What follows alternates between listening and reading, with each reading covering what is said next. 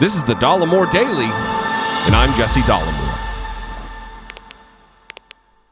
There are many questions that remain surrounding the events of January 6th. Obviously, we witnessed most of what happened, or a great deal, I don't want to say most, a great deal of what happened. And in the subsequent days, we've seen data released from Parler, another right-wing shitlord posting social media sites. We have seen the impeachment hearing, the second impeachment trial of Donald Trump, where the House laid out the evidence of Donald Trump's incitement of said insurrection. And we witnessed a lot of the video footage that hadn't been yet seen. In subsequent days, the January 6th committee investigating what took place that day has released even more footage that has yet to be seen. And I am certain that the Justice Department is in possession of a trove, a voluminous amount of evidence, both video and also metadata and phone calls and everything else.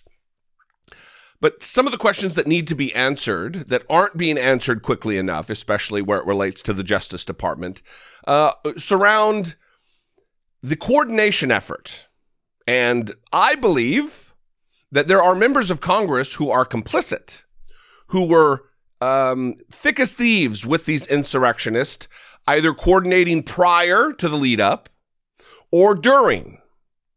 And it is not just me who is suspicious of that. The January 6th committee, as you can see here, I'm getting ready to read from this article from Politico. January 6th investigation will seek phone records related to attack, including lawmakers. Members of Congress will not be immune from what the information that they seek. Select Committee Chair Benny Thompson said Monday they were asking telecommunications companies to preserve relevant documents. So this is twofold. One is in order to preserve what's there in advance of a subpoena being issued. A subpoena is not a request to testify or a request for information. It is a demand. It is not negotiable. And that's what I'm going to talk about today with this article. The Select Committee investigating the January 6th insurrection will seek electronic communication records related to the attack, including members of Congress, the panel's chair said Monday. This is a big deal because Jim Jordan spoke to Donald Trump on that day. Kevin McCarthy spoke to Donald Trump on that day, and several other disparate members of Congress, Mo Brooks and others, Lauren Boebert, Marjorie Taylor Greene, who knows what Matt Gaetz was doing. They also gave tours when it was not permissible to do so under House rules because of COVID, and communicated with people, one, via social media, but also very clearly, possibly telephonically. And they need to get to the bottom of this. Continuing here, Select Committee Chair Benny Thompson, Democrat of Mississippi, told reporters his panel would be sending letters to telecommunications companies and social media companies requesting they preserve relevant documents. CNN first reported the planned requests. So what this does, the request to preserve any relevant documents, I wouldn't expect like an AT&T or Verizon or some telecommunications company to be getting rid of relevant information because that's just not the order of business. But certainly with a social media company, the people who own Parler or some other Getter or what are these, Gab, these other alt-right gathering places, they might. He said, I won't give you the names of the companies, but in terms of telecom companies, they're the ones that pretty much you already know, maybe the networks, the social media platforms, those kinds of things, he told reporters. They're looking for the information to be preserved so it doesn't get destroyed.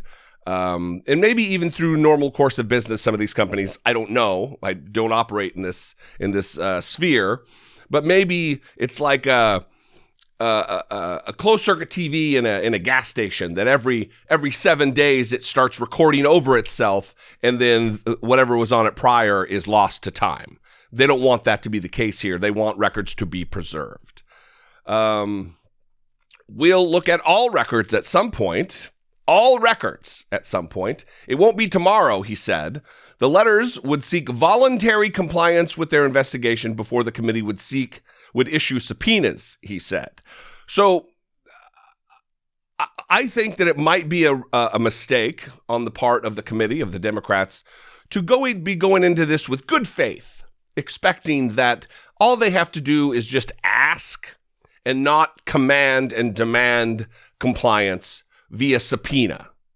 I think they should skip the first step here of requesting and playing nice and just issue blanket subpoenas to several different companies and individuals.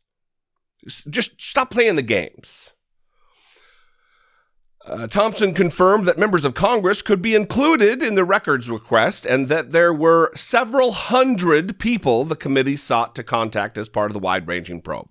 Now listen, this doesn't have to be some sort of situation where they are cherry-picking members of Congress. They could pick their individual insurrectionists and go through their phone records, kind of a reverse engineering, and find out to whom they spoke in the days leading up to and on that day and in subsequent days when they're trying to get their story straight. Very important. Rep. Jamie Raskin, a Democrat of Maryland, a committee member, told Politico a set of preservation requests are going out just to hold all the relevant documents.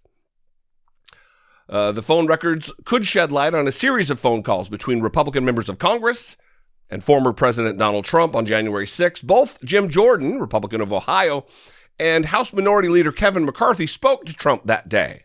Now, remember, a couple of weeks ago when Jim Jordan was being interviewed by some local Spectrum station and would fumbled all over himself trying to say, oh, yeah, well, I talk to Donald Trump all the time. It's all the time I'm talking to the president all the time. Yeah, but did you talk to him on that day? Oh, yeah, I talk to him all the time. It's all the time I talk to him.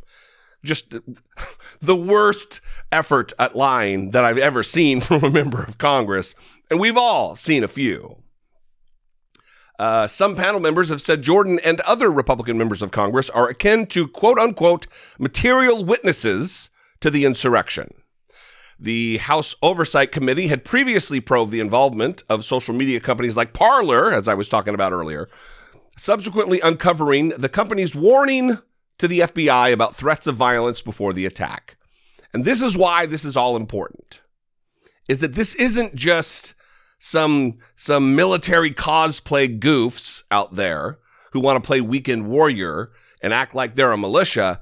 Actual violence took place, an actual attempt to overthrow the United States government, an actual attempt to overturn a free and fair election, to reinstall Donald Trump as president, as it were.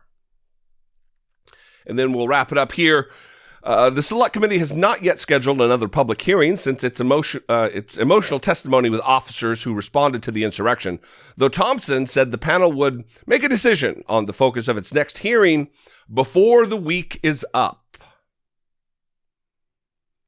We're gonna get to the bottom of this. It may take a little longer than I would like. It may take a little longer than you would like. Unfortunately, we are not in control. But rest assured, we will get answers. And I hope there will be accountability for the Lauren Boeberts and the Marjorie Taylor Greens and the Jim Jordans and the Kevin McCarthys, the Matt Gaetzes, the Mo Brooks, these other idiots who signed on to overturn the election, who entered into lawsuits, amicus briefs, Dan Crenshaw, who now acts like, yeah, well, we lost, just get over it. We're not going to forget. And it is through the efforts of this January 6th investigation, this committee, this bipartisan committee with multiple Republicans on it, that we're going to get those answers and hopefully get that accountability. What do you think, though? I'd love to know. You can call, leave me a brief voicemail, 714-576-4054. Of course, you can email me daily at Dollemore.com as I lose my voice. Again, daily at Dollemore.com. Follow me on social media. I would love to connect with you there. Thanks for hanging out with me as often as you do, engaging with my content, subscribing, liking, commenting in a way to, juice the algorithm. get my stupid face in front of new people.